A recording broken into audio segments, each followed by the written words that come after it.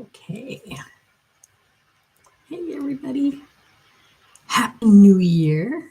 Hopefully, this thing is working right. I think it should be okay. You have to let me know if it sounds funny or if it sounds nice and clear. I might be able to actually hear it, but I gotta wait a minute. I also have the baby's toy in my shirt. Let's see here.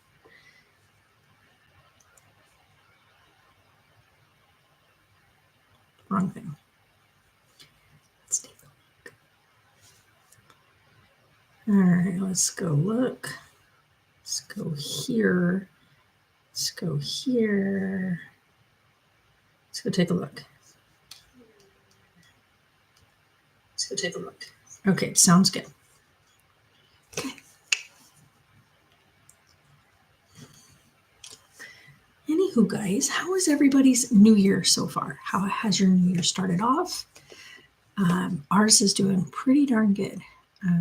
Taylor's birthday is in, oh geez, what is today? Today's the 11th, so Taylor's birthday is in 9 days.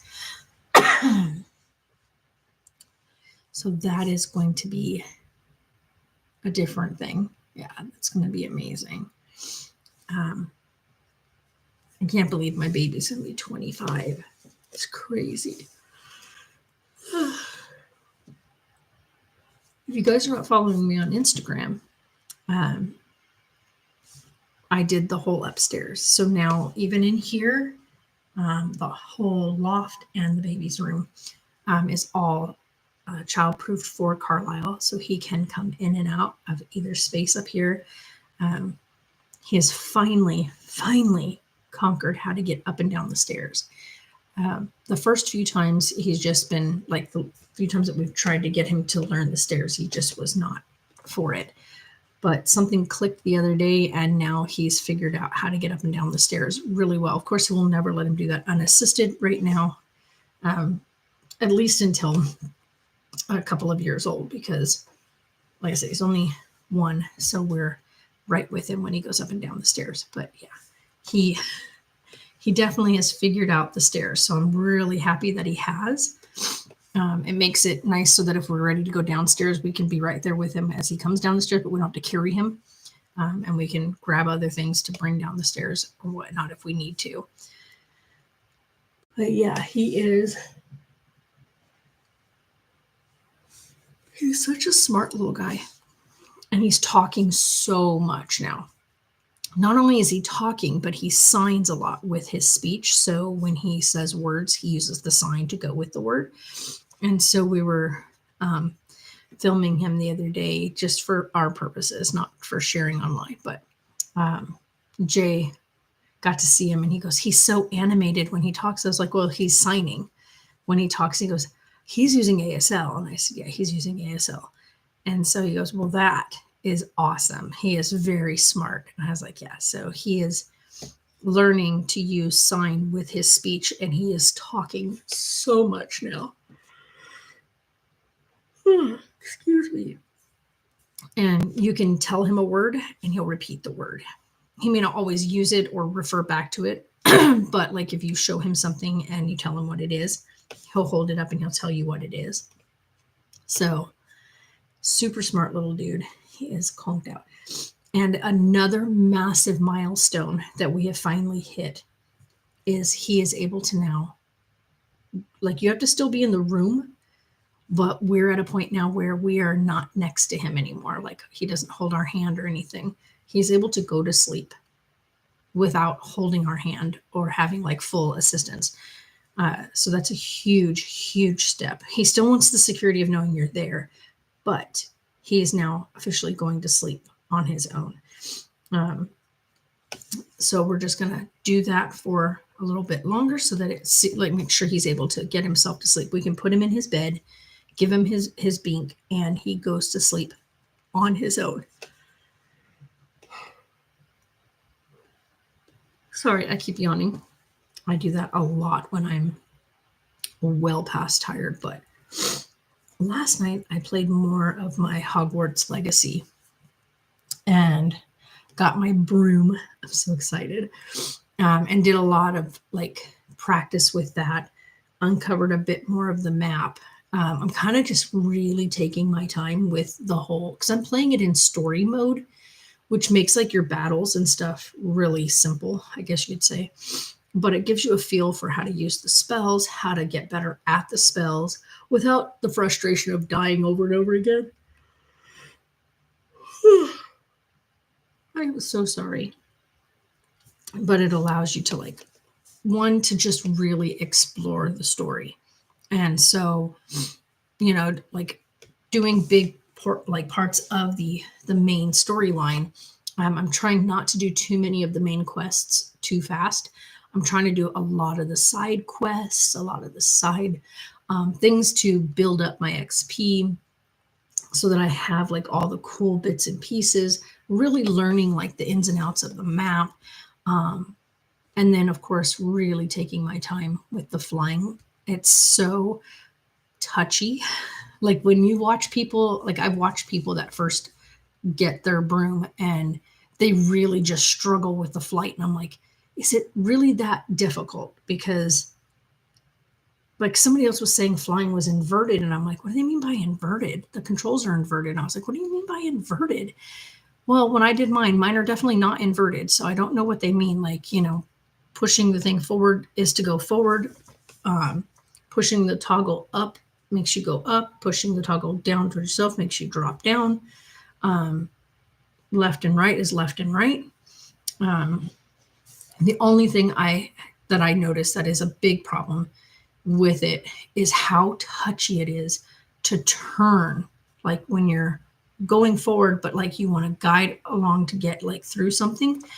Just the slightest little touch, especially if you've picked up speed, the slightest little touch will send you doing this. Like you'll literally go into a spiral spin. So it's like, okay, so it's super, super finicky touching the, whatever you want to call it, a little joystick. So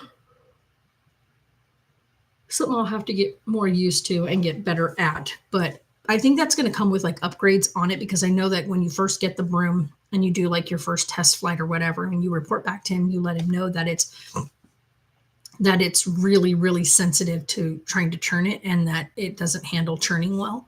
So you report that to the broom maker, and he's supposed to be doing an upgrade. So hopefully with that's going to come with the upgrades. But once you've got your broom, you get to really explore the map. And then there's areas you cannot enter on broomstick. Like you can't go into Hogsmeade on broomstick. You can enter Hogwarts because you get to fly around all of Hogwarts with your broomstick, but you can't enter Hogsmeade on broom. There's several other locations on the map that you can't get into on broom. You have to go in on foot. And so you land outside of that, as close to the wall as it lets you, and then you walk in and you can uncover that section of fog. But while it's fogged up on the map, you can't fly in on broom. You have to go in on foot, which is fine. It's really cool because it allows you to get there and then walk in. So I thought that was kind of a neat thing to learn. But yeah, I spent, oh gosh, I think I went to bed at 11 last night. So late hours for me. But yeah, little man went down like 8:30-ish, 9, and like was sound asleep. So I did like a couple hours on my own playing the game. So, excuse me. But yeah, it's definitely it's a fun game for like exploring and just like chilling out and like discovering new things. Solving the puzzles is so much fun. Like finding the different puzzles around and solving them has been super fun. One of them I still can't solve because I can't find the location. Usually the location to that puzzle, like usually that style of puzzle, because I've solved a bunch of them, but that one particular one, the piece that goes with it, they're usually pretty close in the vicinity. Like the thing that it shows you is really close on all the other ones, like within a good whatnot. But this other one, I've gone through like 5 doors and several floors and still can't find that location with the windows. And I'm like, okay, this doesn't make sense. So they're usually not that far away. So maybe I'm just getting turned around on the map. I don't know. We'll figure it out. So a lot of fun. But something that I discovered the other day. So as you guys can see, I've got the Hogwarts castle up here and then Hagrid's hut. But the castle is very tiny, right? In comparison to the Hagrid's hut, there's not like a correlation in size of the two Lego objects. But something I noticed, and I'm really glad that I did get the smaller version, because the larger version of it is not the complete castle. And I didn't know that. It's not the castle grounds and stuff. Like you get the boathouse and the walkway up, and then you've got the Great Hall, you've got the astronomy tower, and you've got the other start of the courthouse or courtyard, but then that whole section is not there, and there's no greenhouses. So the whole greenhouses and everything is not there, and that's a huge part of Hogwarts. The other, here, I'll even show you on this one because this is a perfect replica. So this is the one I'm going to be doing, right? This is my 4D puzzle. But the other one, it cuts off right here at this, like right at this wall. This tower is part of that other puzzle and this section right here, but this is not there. This whole section is not part of the large Hogwarts Lego build. It's just this part from here, this and over is all that's on that. It just cuts all of this, the clock tower and everything, and this little like tower and stuff right here. All of this is not in it. So you don't even see any of this or the greenhouses. It just stops at these little short towers right here. So I was really I'm really, really glad that I decided to get the smaller version because it has everything. And then, of course, I've got this beautiful 4D puzzle, which I'm really excited to put together. The only thing the 4D puzzle doesn't have, and I noticed this the other day when I was going through it, is it does not have Hagrid's hut, an area for Hagrid's hut, which, by the way, Hagrid's hut is just off from the grounds. And then it also does not have the boathouse. So there's no boathouse on this, and there's no Hagrid's hut. I was kind of bummed out about that. I was like, oh, wow, it really does have that missing. So I think what would be really cool is if they make these 4D puzzles, if they could do a Hagrid's hut in this 4D, as well as the Quidditch pitch, I think would be amazing in 4D, as well as like make the rocky surface and walkway down, because this stops at the just about way up, like you're not even at the water's level with this. I mean, it does have this piece here, but that would mean that there should have been right here, there should have been the boathouse down here at this level right about here. So there still should have been the boathouse, and they didn't include it. So kind of sad about that. But because the boathouse is so integral in the first movie, that's how first years get to Hogwarts, is on boat, and they come across the Black Lake. So yeah, kind of sad that they didn't include that. That's okay. It's okay because this thing is pretty decent size. I'm kind of happy about that. And I looked at something somebody else did, and I think I'm going to do the same thing. So I've got the boards back here that I have. So I am going to do a cutout and then make the border piece of it. And then I'm going to set it up to where when I put this on there at some point, it's going to make it into a platform for it. And then I can add the water stuff and whatnot to make it look like it's sitting on the water. Kind of sounds like a really cool idea. So we'll give it a shot. We'll see how it comes out. But yeah, so I just figured I'd come on, hang out with you guys for a bit, because I haven't hung out with you guys yet, and it's the new year. Also, I found a really cute use for my little honey pot. So I have this cute, wow, the color is so not right. This is not red. It looks reddish on here, but this thing is vibrant hot pink. But it's a little honey pot, right? So it's got your little honey thing. I put Bitto honey candies in here. These are literally one of my absolute favorites. So they're in here. So having some Bitto honey in there. By the way, you can get Bitto honey candy from the dollar store for $1 for a bag of these. Pretty cool idea. Oh, excuse me. The way he fell asleep is still making me get the giggles. So, anywho, yeah, I've been having so much fun with Hogwarts Legacy. And I'm like one of those things where I had to I had to forcibly stop myself last night. I was like, if I keep playing, it's going to end up being like 3, 4 o'clock in the morning. So I stopped at 11 because I was like, no, you need to actually go to sleep for a little bit. So that's what I did. But yeah, I could probably sit and play that all day if I was able to, because it is so much fun. And yeah, a lot of fun. There was something else I was going to tell you guys. I don't remember what it was. But yeah, Toby goes in on Friday. He's getting his neuter done. He's massive, by the way, you guys. I don't even know what his weight is right now. We'll find out on Friday, so I haven't gone and weighed him yet. Usually I take him in and just go get a weight check on him. I just go into the office because they're right down the street from us. So I'll just go in and get his weight done. But I haven't gone in a couple of weeks. So I don't know where his weight's going to be.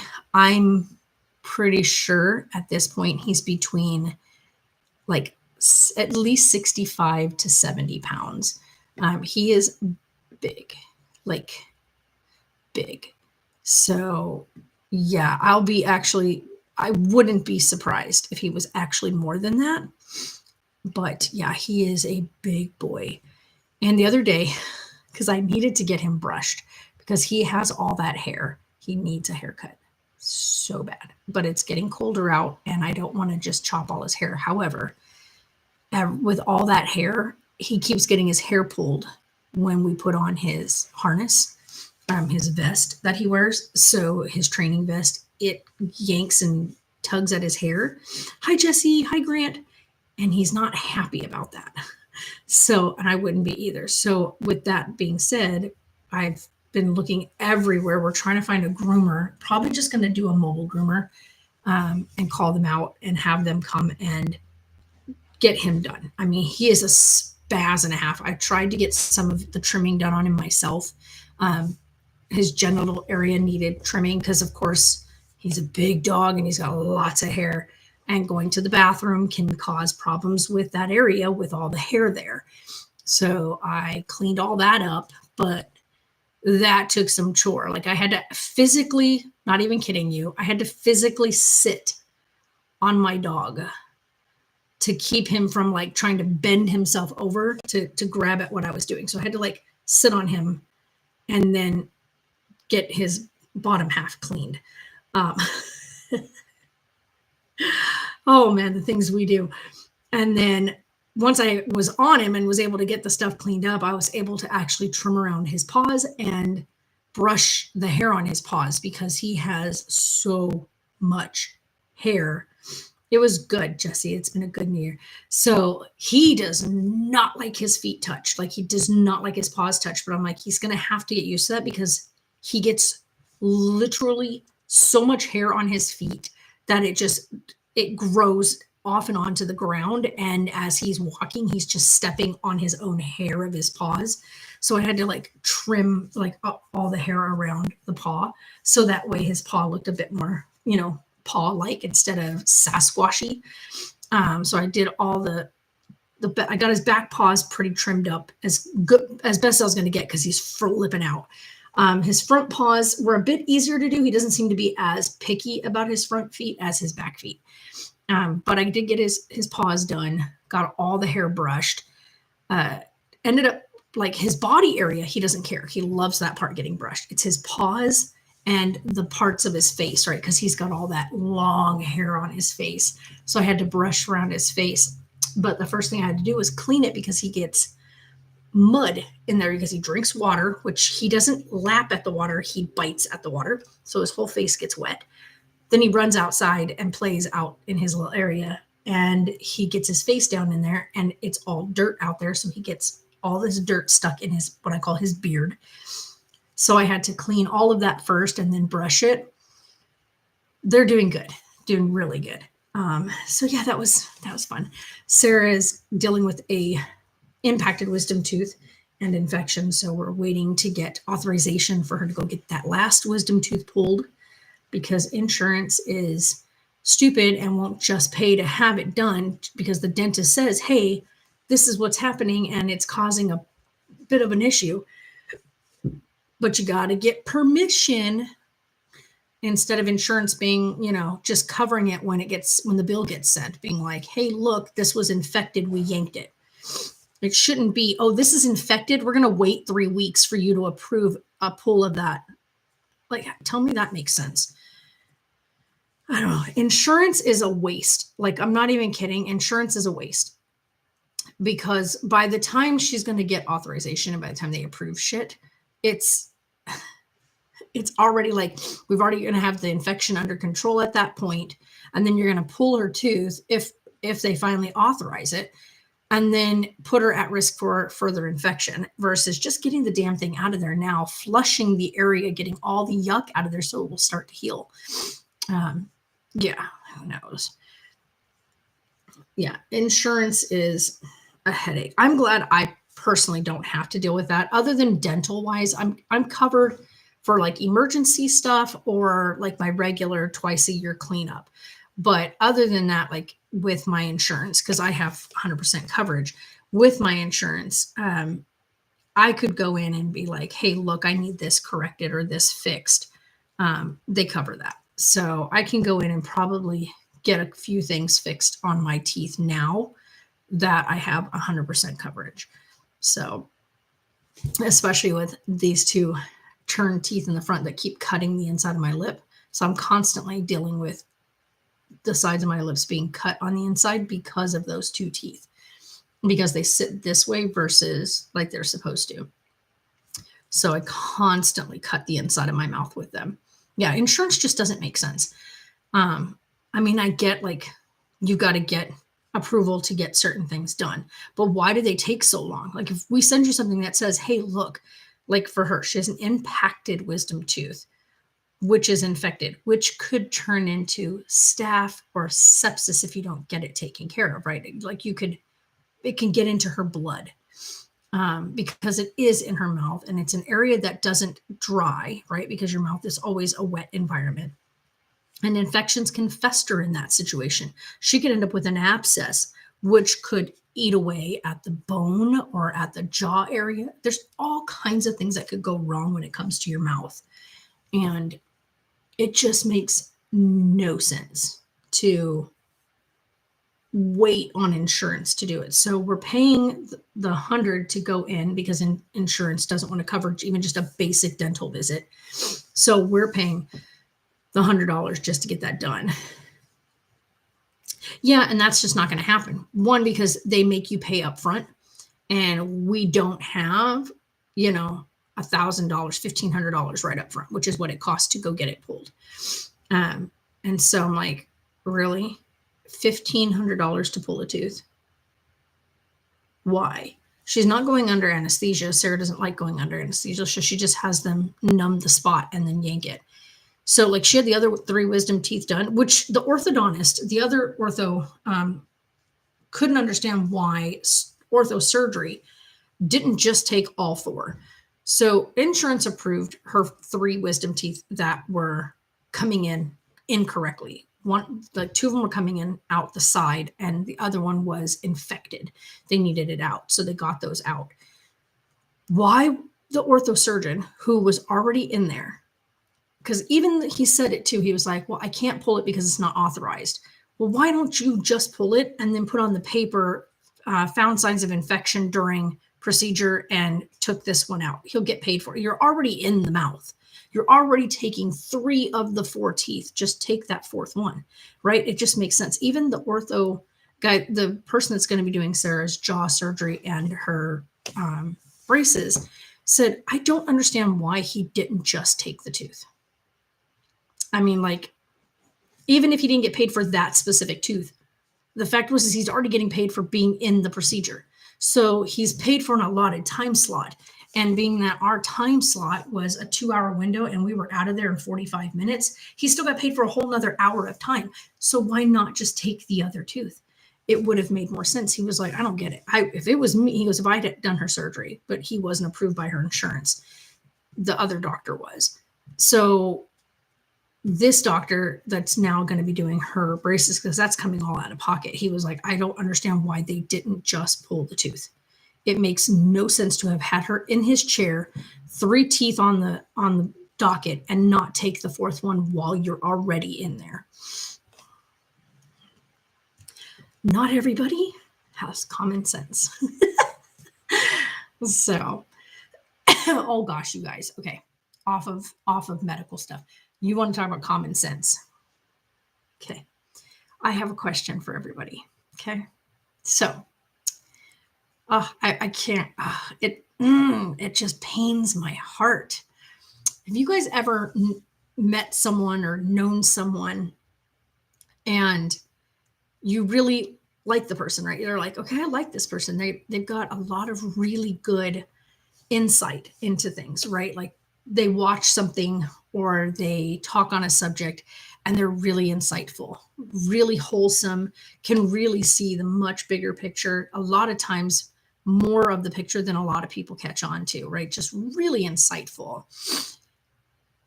But then you watch them do something that takes literal, just basic common sense, and they can't do it. Like they just can't make it work. And the frustration level you feel for them in watching them blunder it over and over again just shocks you to your core about how absolutely lacking in common sense they are. Like,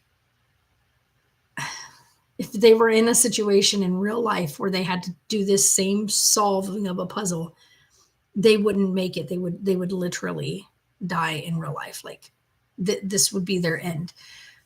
I was so shocked. There's someone I watch on YouTube who I really genuinely enjoy watching.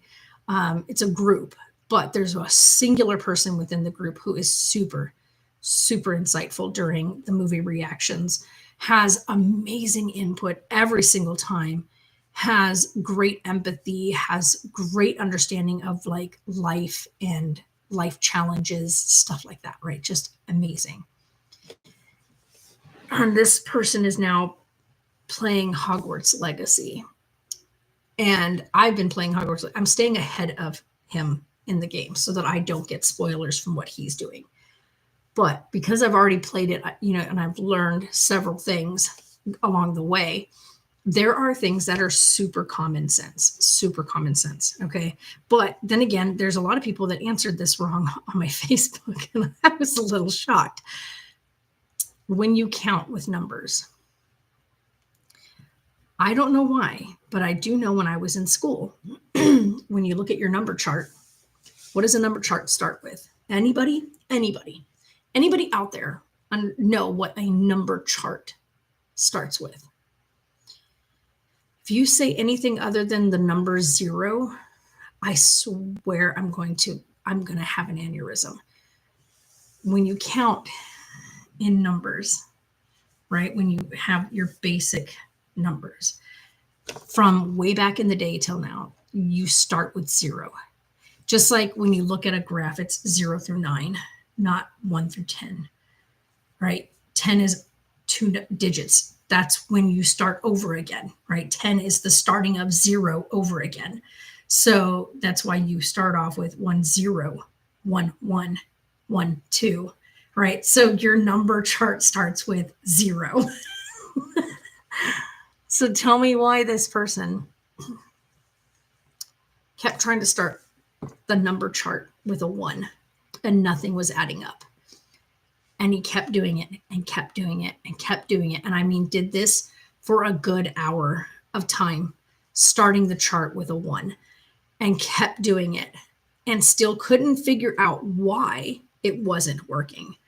And I'm thinking to myself, you have got to be kidding me. You went to school. I know you went to school, sir. I know you did. And your number chart, your multiplication chart, your whatever chart you got when it came to numbers in school starts with a 0, because you learn that 0 times anything is 0. And then you get 1 times anything is the number that it's being multiplied by. You learn this in school. 0 is your base starting point of counting. Just like infant clothes are newborn and 0 to 3 months, 0 to 3, 0, because you're 0. You haven't quite made it to 1 yet. You start off here, you know? And so the fact that he kept doing it over and over and over again, it just killed me that he spent an hour on this and getting more and more frustrated as he went, and then got so frustrated that he just decided not to finish the task at all and went on to a different task, but then proceeded to talk about said task and how frustrated he was about that task. And then another one of the tasks, which was like you're supposed to be invisible for, standing in front of the object that you're supposed to go invisible for and turning yourself invisible while standing in front of it, being seen. You can't let it see you disappear, because then it knows you're still there. Common sense would say, go around the corner so now it thinks that you've left. Then proceed to make yourself invisible and come forward. So I'm not going to give away what that part is for, in case you are just starting Hogwarts Legacy or if you are planning on playing it. But my thing is if you're doing anything mathematically, your numbers start at 0. Everybody, common sense, it's 0. It starts with a 0. Numbers start at 0, just an FYI. So if you get to an object that you need to do mathematics on, just remember the first item. If you need to make a number chart on it, right? From point A to point B, and you've got so many slots, remember you start with 0. Never ever, when you have 10 objects on an item, is it going to be 1 through 10. It's going to be 0 through 9. So yeah, I couldn't quit laughing and getting super frustrated at watching him, to the point that I ended up not finishing watching his playthrough that day. I finished it the next day because I got so frustrated. And then I was reading the comments of the people that were watching it. The thing is, he doesn't play this live. He does a recording and then puts it up. And so if he had done it live, he could have gotten some pointers or somebody, letting him know, hey, this is where you're messing up. And he would have not been so frustrated, but he's not. He's doing these and then posting them. So you don't know if he's seen some of the comments or not. Well, this time around, people were just like in the comment section going, oh my God, numbers start at 0. Man, it's 0. 0 through 9, not 1 through 10. And so everybody in the comments was like, oh my gosh, man, it starts with 0. Numbers start at 0. And so like so many people in the comments were just, one guy was just like, dude, seriously, if you can't even figure out to start counting at 0, you need to probably stop with this right now, because there's so many things in this game that's going to require you to figure out things mathematically, as well as like there's going to be some puzzles, some really intriguing puzzles. Like one of the puzzles that you start off, they show you the first one, right? They show you the very first trial. And then they say, find the rest of these around the map. He did that first trial. He figured it out, right? After some coaxing in the game, finally saying, oh, and giving you the hints. Once he figured that part out, he came across another one of these later on in the game. And he stood on the thing and he did the little thing. And then he goes, well, what the hell am I supposed to do from here? Like, what is this circle? So he's like, bang, like throwing spells at the circle and everything else. And I'm like, you literally yesterday did this task. There's a certain thing you should be looking for in the environment around you that goes with said circle. The circle is just the starting point. It's just the starting point. There is something else around you. There's other objects within the vicinity of where you are standing, literally within eye shot, by the way. if you just take the time to look, and if you Revelio, it will light them in blue, as well as the wheel you're standing on, because they go together. He sat there trying every spell in his inventory except for looking up and around the environment. He stood on that stupid circle thing trying to blast it with different spells. I was like, how did you forget that that is one of the trials and that they're all over the map? And once you solve all of them, they tell you how many. Like when you solve it, it'll say one of like 20 something or whatever.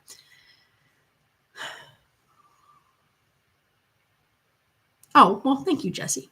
So yeah, I just was like, oh my gosh. So just common, just like I said, just basic common sense kind of things. So for those who don't quite have that or not quite understanding of that, numbers and number charts start with a 0.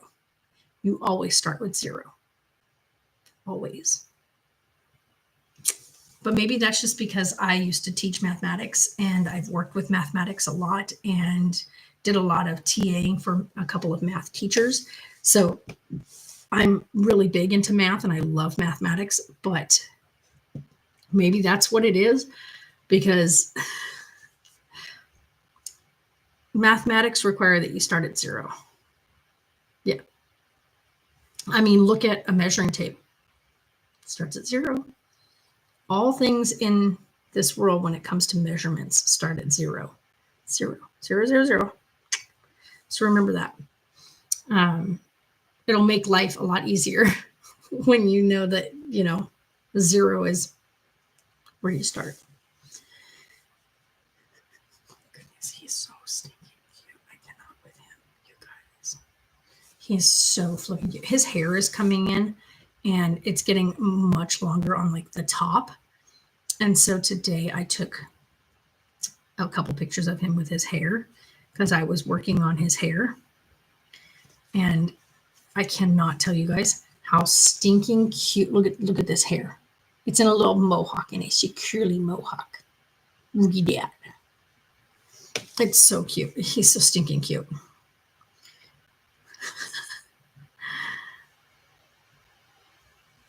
Look at this. Look at these. Look at these little spiky curls. I actually brushed the rest of it flat. I took and put some of his little conditioner stuff in his hair and brushed it down so that it would stay down. But otherwise, all of that hair that's brushed flat, I use my hands to like push it flat with the thing. And usually it all stands up, but hold on. There you go. Him playing in his brand new car. He got a car. It finally came in a couple weeks late. It was supposed to be here for Halloween, for Christmas. It was supposed to be here for Christmas. But he finally has it, his little cozy coupe, and he loves it. So also we woke up this morning to snow on the mountains.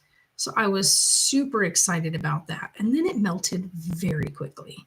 By 10 a.m., it was all melted. It was all gone. I was so sad. But let's see here. This is his little voice, you guys. I'll play this so you can hear his little voice. What is that? Yeah, is that your juice? You go. Oh. Is that your juice? Yeah, what is that? Juice. Good job. Did you eat your nummies? Yeah, is you good? Yeah. I'm glad you like it. You're so cute. You know that? You know that? Yeah. You say bye-bye, camera. You say bye-bye. Bye. Bye. Bye.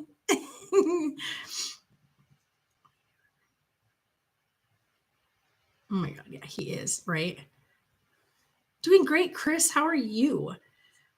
Yeah, he's such a character. You guys have no idea. He's literally such a character.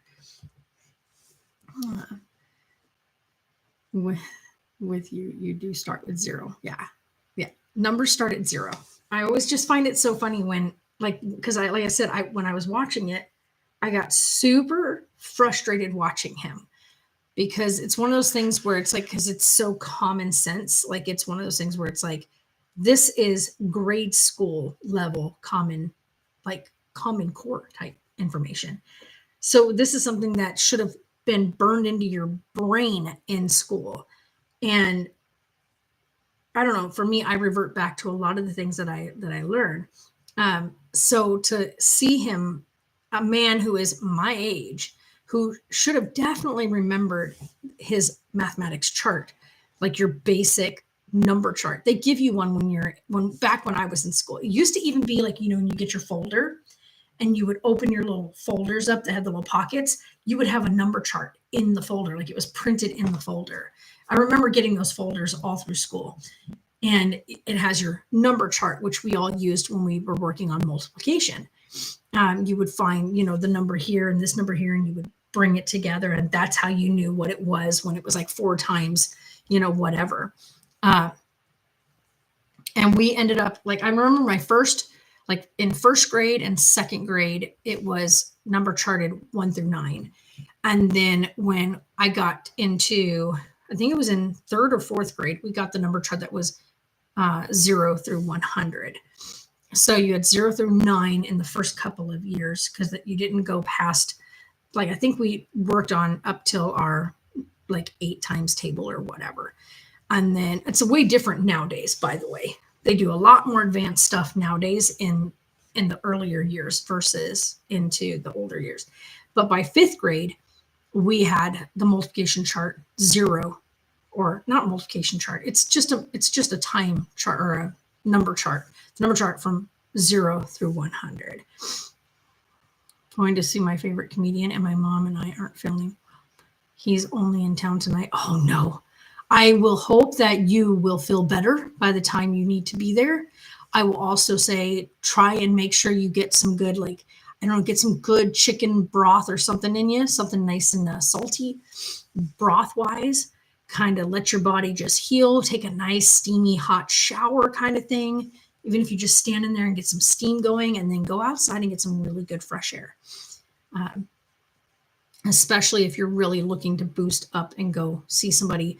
If you're not feeling, if your stomach feels okay, then definitely get some orange juice in you. Get some oranges, some orange juice, some tangerines, some little cuties, whatever. Get that burst of vitamin C. That'll help you feel better. Doesn't get rid of whatever you have, but it will give your body a good. Jeff Dunham. Oh my God, he is so funny. Oh boy, enjoy the evening. So definitely, I understand that getting to where you're not feeling good sucks, but yeah. So I will pray that by tonight you are feeling way better. Oh my goodness, this little bean, he's so stinking cute. He's conked out. He's got his binky attached to one of those little wub nub type things, so it's on a cow, but we're working on breaking him of the pacifier, so he doesn't get it during the rest of the day. It's only during nap time and bedtime. But it's on the wub nub, and he is conked out, and he's got it in his mouth, and he's got the thing sitting right here on the side of his face, and he's sleeping. He's sound asleep.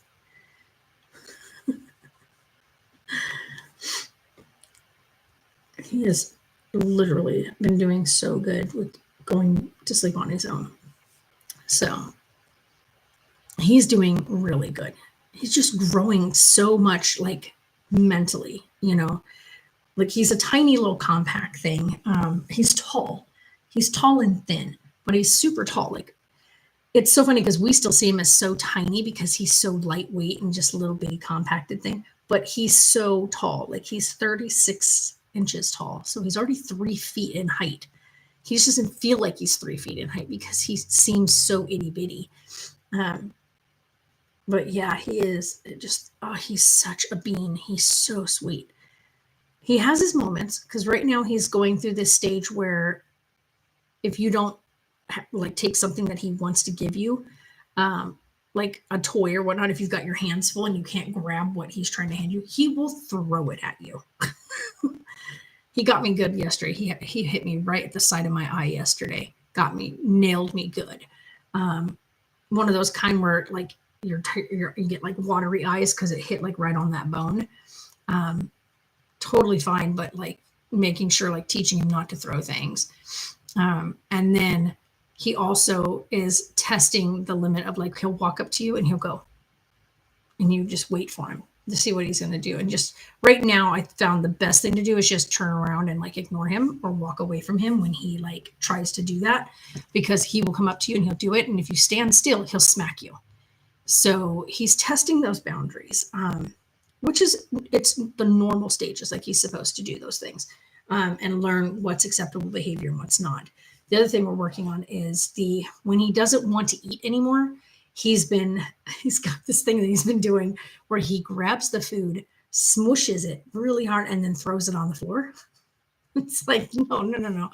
Because if we go out to eat or we go somewhere, we can't have him just grabbing the food and just chucking it on the floor when we're out. It's different when they're really little. You bring the thing with you, but he's almost 2 years old. So there's times where you start implementing manners and proper etiquette and behavior. I'm joking when I say this, but I clone him? Yeah, I know, right? No, there's just one Carlisle. He's too unique for that. I love Peanut. Oh my God, Peanut is the funniest character from Jeff Dunham's collection. So, but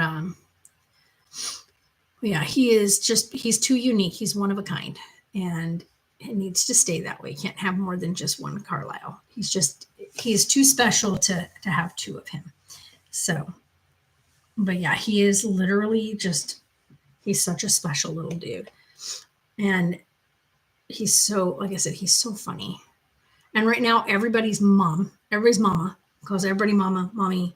Like he definitely knows Sarah is mommy. He calls her mommy, or I should say the way he says it, mommy. His somehow got a little British accent when he says it. And it's the funniest thing because we don't know where he picked that up from. And he does call me Oma. So, but we're working on it because he will call everybody mom. Doesn't matter who you are. Everybody in the room, if we're at the store. And now he says, like, if we go to the store, every person we walk past, he goes, hey, yo, hey, yo, hey, yo. Says hi to everybody. So everybody gets a hello. Now tell me why. I went into the store the other day. And I mean, this is just common sense nowadays. Don't touch people's kids. Okay. Just don't touch people's kids. And Carlisle's in the cart. He's being Carlisle, just saying hello to everybody. And this older lady, it's always the older ladies, walks by and starts going like this, like reaching out to her. And I was like, ma'am, don't touch him. Don't. And because I'm pushing him in the cart. And she does it like she tries to go over my hand. She's all, and I was like, ma'am. And I like pushed her hand like this. I was like, don't touch the baby. Oh, I was just trying to get his attention. That's you don't need to do that. Like, because we're trying to keep him from grabbing stuff off the shelf while we're walking past, because people are going past us. Usually we try to stay a little more to the center of the aisle because he's got a good reach because he's tall. And so she was like, oh, I was just trying to get his attention and distract him. No, you don't need to do that. Like, you really don't need to do that. That we've got it under control. You don't need to reach over and touch him. Especially with one, it being RSV season 2, he's not your kid. Like, we don't reach out and touch strangers' children. Not only that, but there's a reason you don't do that. It's because you don't want children to be under the impression that it's okay for any random person to touch them. You don't want kids under the impression that the stranger over here that looks at you and smiles at you and says, hi, honey, and reaches for you, that it's okay to let them. No, it's not. In this day and age with children being taken and kidnappings and trafficking and all that kind of stuff, no, you want to teach them little. No. Nobody out there is allowed to just touch you. Random people that you don't know are not allowed to just reach out and put their hands on you. Just don't do it. Stop touching people's kids. People. I'm in my 40s and I know, don't touch people's kids. You know what's funny is back when I was younger, Bubba J is actually super funny. But when I was younger, people just, they knew better than to do that. Most people knew, like, you don't interfere with a parent parenting, right? When you're out in public and a mom is with her kids or a dad is with their kids and they're doing stuff, you don't just reach out and touch a kid or grab a kid or talk to a kid. People just knew that back in the day. We had, like, it was a really big thing with stranger danger, right? Like, that was a massive thing because of the whole thing that happened with Adam Walsh and stuff. So that was like a really big thing about teaching kids not to talk to anybody they didn't know, and adults knew not to talk to other people's kids that they weren't familiar with. So it was very prominent back then that children were off limits if they weren't yours. And so I don't know where in society it switched up, because even when my kids were really little, people knew not to touch my kids. Like, I never had someone reach over and try to touch Taylor or grab at Sarah. And Sarah was one of the cutest, chunkiest, roundest little beans in the world. Like, literally, I'm not even kidding. Like, literally, look at that. Look at that bean. That's my Sarah. Look at my Taylor. Look at this. Look at this bean. Oh my goodness. He's gonna be 25 years old this month. But, like, look at this. This was Taylor at 18 months. This is Sarah at 6 months. Like, honestly, look at that little face. Look at those cuties. You guys, seriously. The cutest little beans. I'm not even kidding. I have, like, 2 of the cutest kids in the world. So I didn't have people grabbing at my kids back in the day. So, like, people just knew better. They just didn't do it. So I get so baffled at where and when. She just started we're just starting to kind of slowly implement that. And he's still not quite at that point because he's not even 2 years old yet. Usually you don't start that kind of discipline type setup until they're around 2. But yes, she does take him for a minute and make him sit in front of her with her, like, and get him to calm down first, because when he gets really upset because he's told no, he can't do something, or no, he can't have something, he does get very upset, and you got to give him a minute to gather himself. Once he's gathered himself and he's not crying or upset, then you can talk to him. He's very, very smart, you guys, very smart. Very rarely does he have any kind of serious, like, meltdown.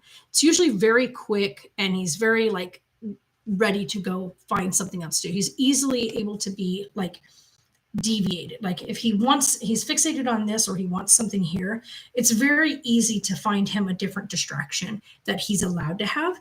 So, and I think that's where a lot of it comes in is, and I did the same thing with my kids when they were little, was making sure that they had plenty of things that were for them to do versus having things that we don't want him messing with. So, like, with him, and, like, say Sarah wants to play a round of Fortnite, right? So we're all sitting in the living room. We have a specific controller just for him to play with, that it lights up, it does all things. It's an actual Xbox controller. It's turns on and everything. It just doesn't connect to anything. But he's able to sit there with it, play with it. He thinks he's part of it. He has a great time. And that's, giving him his outlet so that he's not grabbing at the one that you have. I think that's one of the biggest things that a lot of people forget. Always ask the adult if they're with that specific child. Yeah, and that's the thing is, my kids never did that, by the way. It was one of those things where I was very, very stern and strict with my kids staying right with me.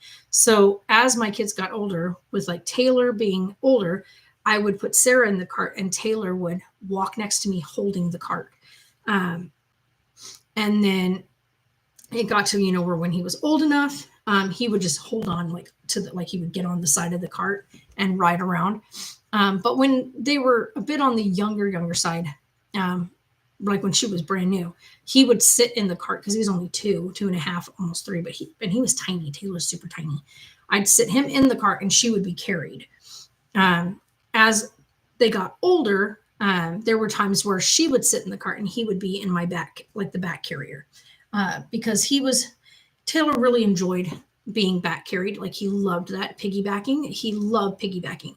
So if I could piggyback him, and he was super tiny, so it was really easy with him to be able to piggyback with him, and keeping him upright was one of our biggest things so that he didn't have issues with reflux. But yeah, we don't know. Grant, we have no idea. And it's only with the word mommy.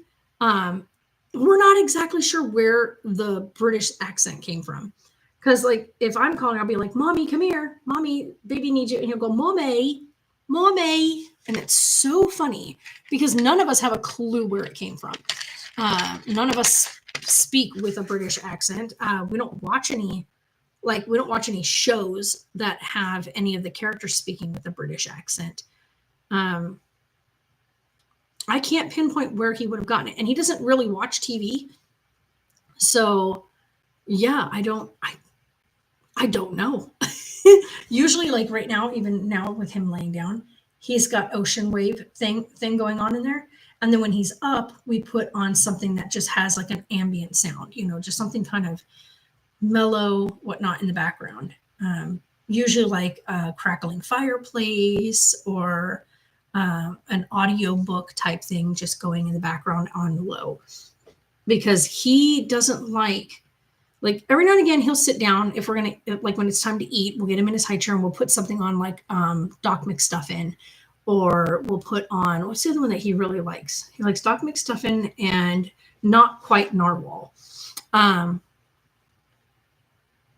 No, Chris, no, he would never be out of our sight. He'll never be in daycare, Head Start, none of that. He's going to be homeschooled. Yeah, no, he doesn't. He's only 1. He's only a year old, Chris. So he's not even 2 years old yet. So no, we don't know where the little accent came from, but it's the first time he did it, we all got such a giggle out of it. I think that he thought it was funny. And so he just kind of stuck with doing it. Don't know. Yeah, we don't know. It's just funny. We have no clue where it came from. But yeah. So yeah, if we do like lunchtime and stuff, he'll sit down and watch like an episode, sometimes too, of either Doc McStuffin or Not Quite Narwhal, which, by the way, the Not Quite Narwhal is super cute. It's such a cute little TV show. I'm trying to think if there's anything else. Like we let him see, I think like an episode or so of CoComelon, and that is so bad for them attention-wise. He's a very happy little dude. Now, he can be whiny when he's trying to get information across. So, like, if he's trying to give you some information, but you're not quite understanding what he's saying, he will get frustrated with you. But for the most part, yeah, he's a pretty happy little dude. And if you go onto Instagram, link is down below. If you go into Instagram, I posted about how I did the top floor up here, his room and whatnot. It's slightly different, though, from the video. Slightly different. I moved a couple of items around. But we've got the whole upper floor set up for him now. So he can come into any of the space. So he can go through here. Like the whole bathroom area has now been completely child-proof. So he can go in and out of there because that's where his toilet is. And then his Peanut, definitely Peanut. The middle closet piece, we're not messing with that because we don't want him in there anyway. That's the fire, that has the fire exit in there. So we don't want him just randomly in there. So, and then, like I said, but he gets to come pretty much anywhere in here. He's been playing with the keyboard recently, which is super cute. But yeah, so now he can play in the entire loft area. It's got the gate there now. We drilled into through the metal, got the gate secured there at the top of the stairs now. So now he can just play. Yeah, Bubba J. Jose jalapeno on a stick. Does he know when nap time in bed? Oh yeah. Yeah, he's gotten to a point now where he'll tell you that he'll come up and go, I night, because he starts to get tired. I don't have any, I didn't bring any water in here with me. I just have one of these. Here, let's do one of these, and I'll grab one of these guys just because they're at least But yeah, he'll tell you that he needs to go night-night. Yeah. I don't know. I've said that repeatedly. That he has no business being that cute. Those are so good.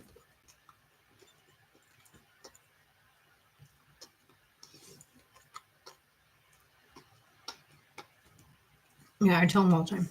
You're not supposed to be that cute. It's not fair to be that cute and then to sometimes act like a little booger.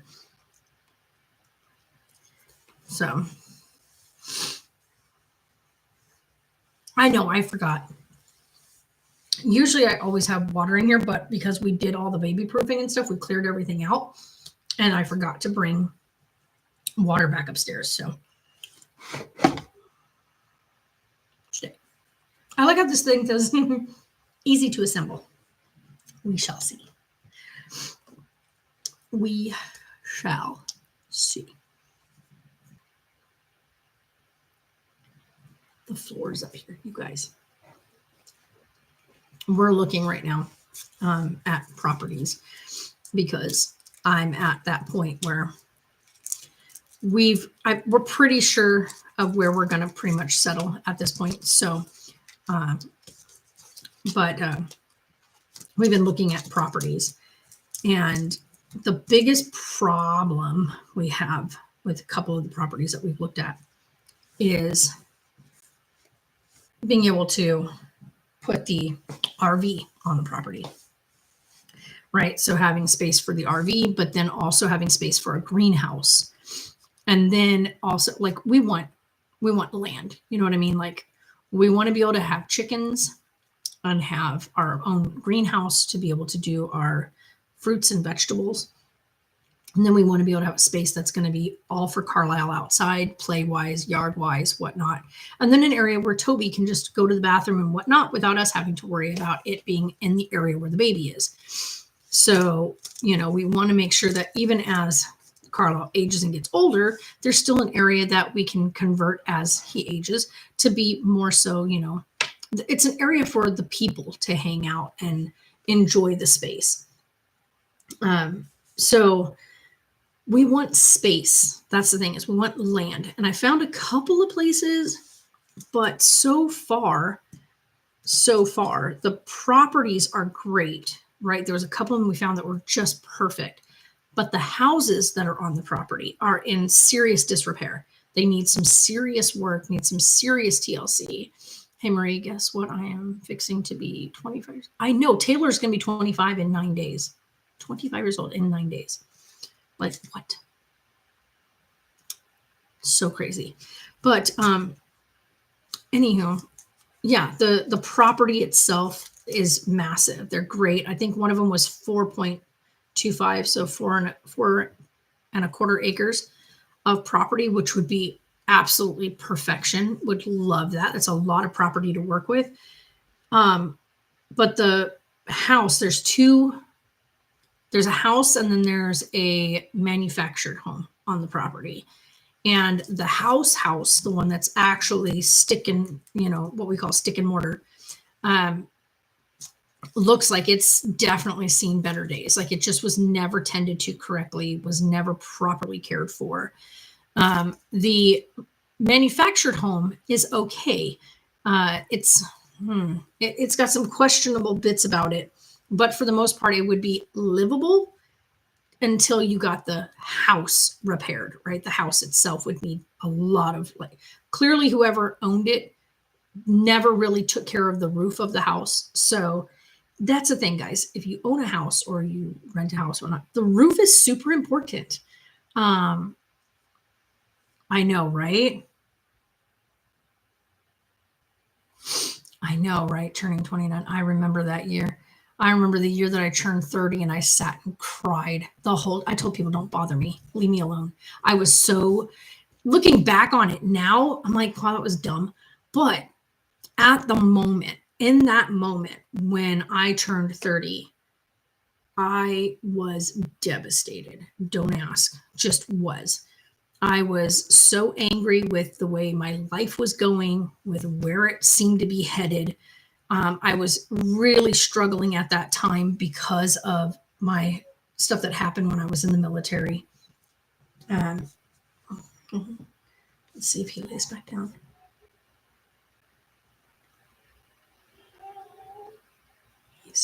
Hold on. He's been asleep for 2 hours, so let's see what he does. If he lays back down, I'll let him, but if he doesn't, I'll go get him. But yeah, so it looks like he's awake. All right, guys, I'm going to wrap this up. You guys are awesome. Oh, don't ever regret anything. Just look back on things and learn lessons from them. I'm going to leave you guys with that. You guys are awesome and fantastic, and I will talk to you later. I'm going to go get this little bean.